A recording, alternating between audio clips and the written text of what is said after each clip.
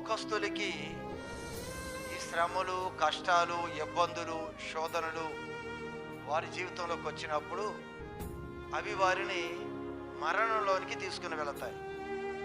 ఈ శ్రమ ఏం చేస్తుంది అంటే, ఈ బాధలు ఏం చేస్తాయి అంటే మనిషిని మరణానికి తీసుకుని వెళతాయి.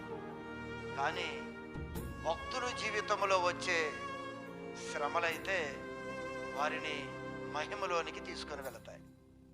శ్రమలు లోకస్తులకి శ్రమలు వస్తాయి, భక్తులకి శ్రమలు ఉంటాయి. భక్తులకు వచ్చే శ్రమలు భక్తులని మహిమలోనికి తీసుకుని వెళతాయి.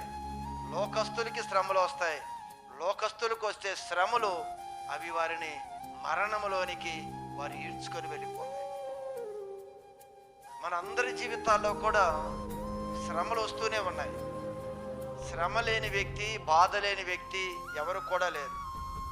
ప్రతి ఒక్కరి జీవితంలో కూడా ఏదో ఒక సమయంలో ఎంతో కొంత శ్రమలు, బాధలు, కష్టాలు, ఇబ్బందులు మనం తాకుతూనే ఉంటాయి. దీన్ని చూసి మనుషులు హేళన చేసేవాళ్ళు ఉన్నారు, ఎగతాళి చేసేవాళ్ళు ఉన్నారు, చులకనగా మాట్లాడేవారు ఉన్నారు.